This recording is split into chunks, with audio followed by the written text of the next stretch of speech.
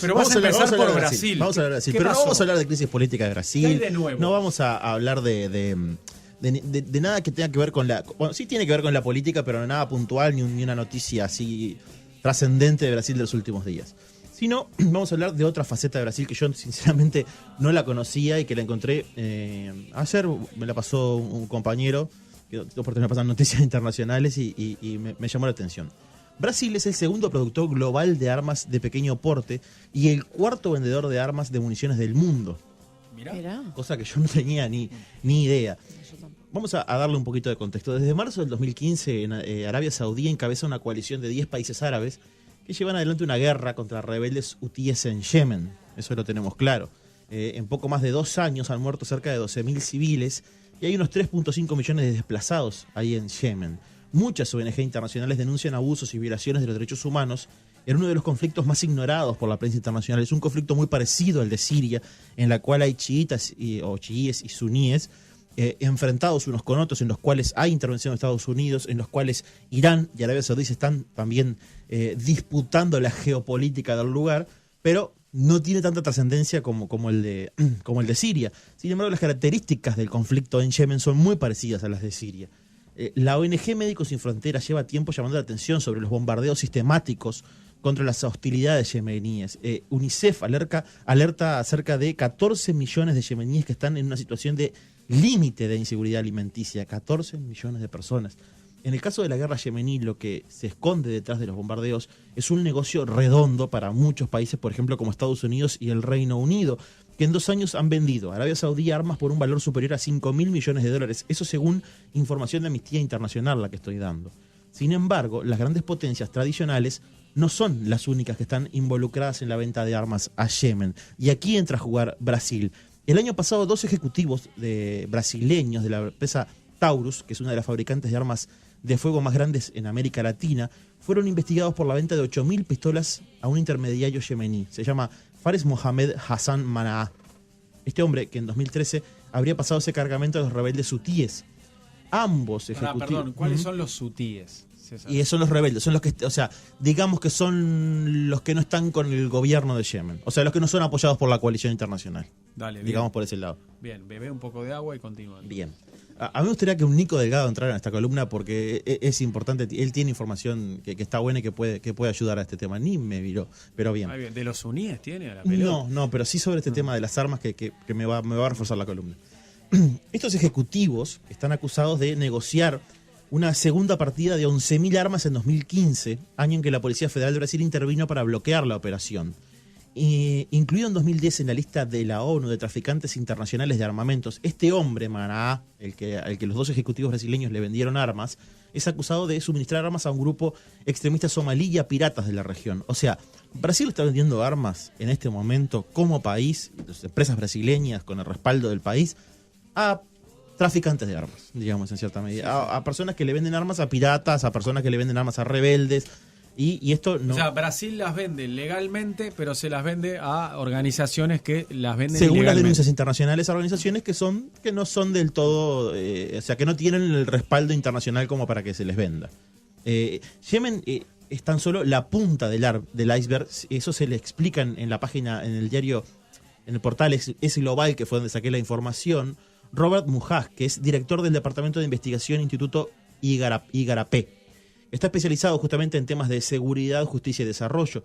No es la primera vez que armas brasileñas aparecen en un conflicto yemení o en un conflicto global. A finales de 2016, investigadores de la ONG Human Rights Watch descubrieron que en ese país bombas de racimo sin explotar.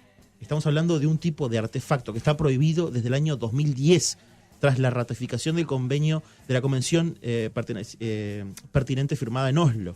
Las sospechas sobre la procedencia de estas bombas apuntan a una empresa de São José dos Campos, en el estado de Sao Paulo.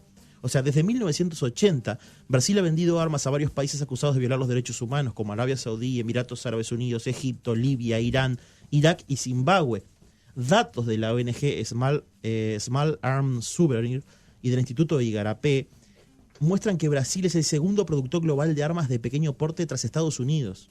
O sea, estamos hablando de un dato muy importante. Estamos hablando de, después de Estados Unidos, el principal vendedor. Además, es el cuarto vendedor de armas y de municiones en el mundo.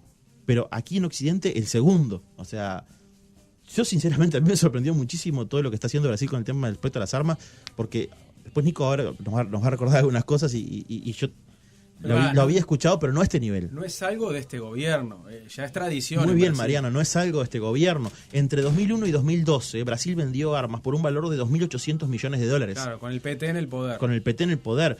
El gobierno está intentando conquistar mercados en otros territorios, en un campo que tradicionalmente era de Estados Unidos, de Rusia, de Francia, de Gran Bretaña, de Inglaterra. Y ese nuestro amigo Mugaj, el que habíamos nombrado hace un rato, es algo que sorprende porque es un país no alineado que en la teoría promueve valores como la solidaridad, la paz, la cooperación. Es una contradicción lo que está haciendo en cierta medida. Este instituto, el Igarapé, denuncia que armas y municiones fabricadas en Brasil han sido usadas en todo el mundo para reprimir, por ejemplo, protestas y alimentar conflictos. Fueron utilizadas, por ejemplo, en la primavera árabe para las fuerzas de seguridad de varios gobiernos que recorrieron las armas brasileñas. Y escuchen esto, son utilizadas en Venezuela también para reprimir las manifestaciones. Por ejemplo, granadas de aturdimiento, gas lacrimógeno, todos producidos en Brasil. O sea, Mugaz cuenta en un artículo de New York Times, Brasil autoriza constantemente ventas de armas a países con antecedentes negativos en cuanto a derechos humanos desde 1980. Estamos hablando de 1980, como tú decías, Mariano, entonces, justamente con los gobiernos tanto de Lula como de Dilma, como de Temer ahora. Sí, sí. Hago una pausa para que entre Nico un segundo. Sí, cuando César me comentaba que iba a trabajar este tema hoy, recordé un par de historias del crimen organizado, de los juzgados de crimen organizado.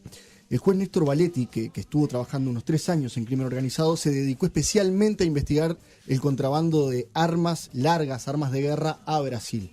Y un informe de inteligencia del año pasado consideraba que se traficaron a Brasil 500 armas largas, armas de guerra, por la frontera fundamentalmente por Artigas. Y hubo varios procesamientos por esto. O sea, Uruguay es un país de tráfico de armas hacia Brasil. Claro, y le abastece. Sí, sí. Que valen mucho más allá las armas de lo que valen en Uruguay.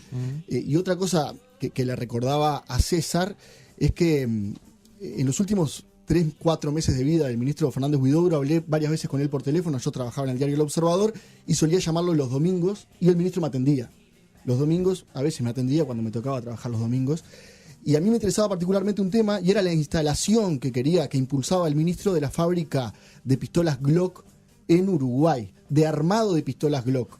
El ministro estaba obsesionado con que debía instalarse una fábrica de Glock, que es las principales fábricas de pistolas del mundo, tiene sede en Austria y en Estados Unidos, quería instalarla en Uruguay, pero tenía la resistencia de parte del gobierno, de la mayor parte del gobierno, incluido del ministro Bonomi, porque recordemos que mientras Bonomi estaba a favor del desarme ciudadano, de que los ciudadanos no tienen que estar armados, Huidobro tenía otro discurso. Huidobro creía Tenía que... un debate filosófico, ideológico con respecto a eso. Claro, pero ese debate ideológico y filosófico que decía Huidobro, bueno, si entra un loquito a un salón de clase a matar a adolescentes y uno de los adolescentes está armado, se puede defender.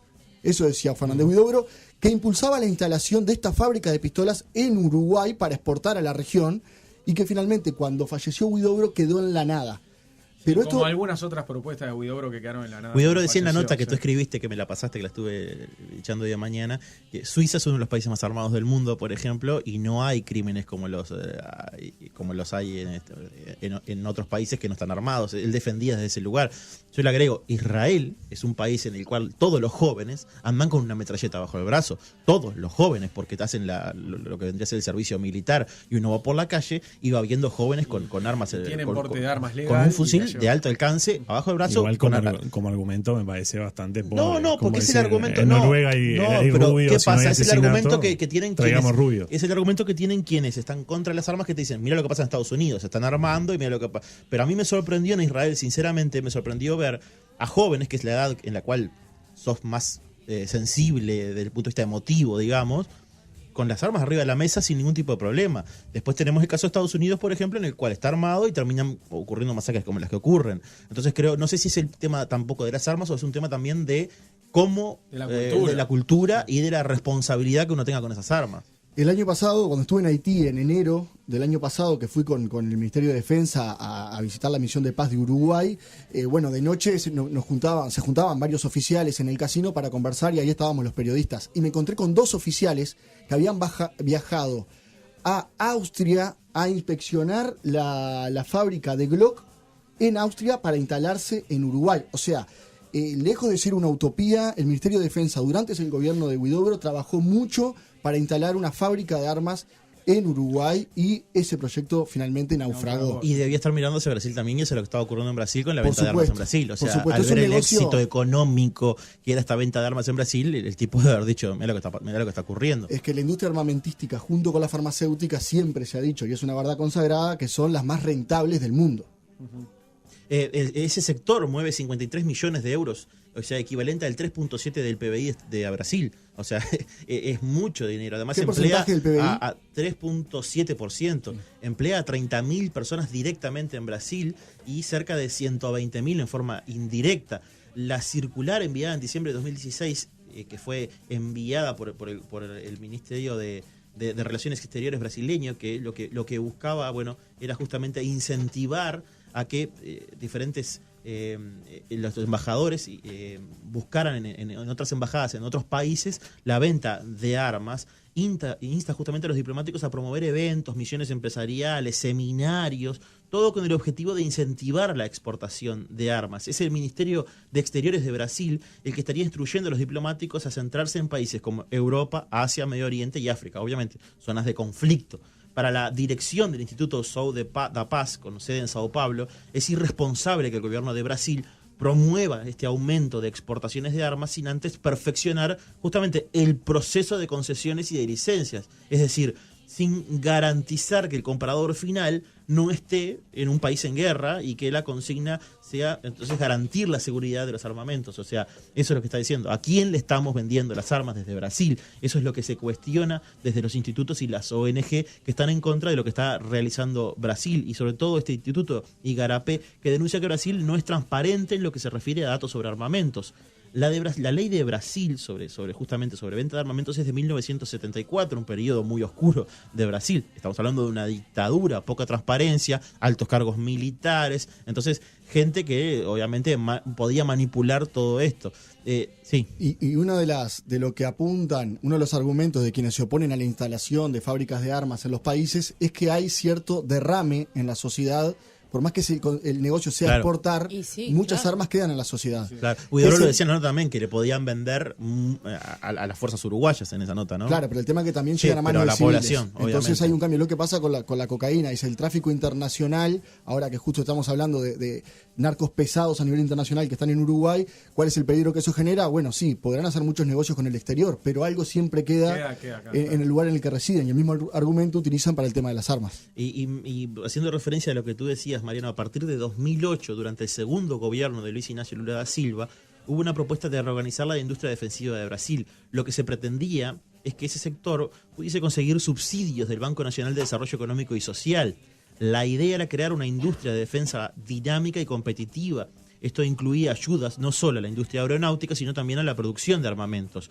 Hoy las empresas brasileñas de armas reciben apoyo financiero y exenciones fiscales gracias a una ley introducida por Dilma Rousseff.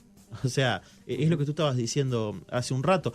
Un informe publicado por este instituto que tanto hemos nombrado, el Igarapé, señala que en 2008 y 2015 Taurus, es una empresa que produce armas en Brasil, recibió 17.7 millones de dólares en préstamos con bajos intereses.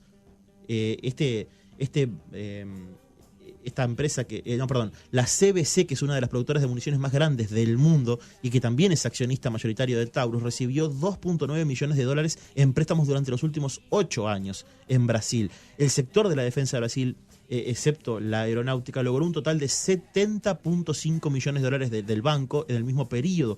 Los incentivos fiscales representan para estas empresas un ahorro de entre el 13% y el 18% de su balance anual. O sea, hay una intencionalidad directa del gobierno para que se potencie la industria armamentística. Aparte, es importante destacar que el Banco Nacional de Desarrollo Económico y Social está implicado en el escándalo de Petrobras. Es uno de los implicados directos. Entonces, bueno, lo que hace todo mucho más turbio.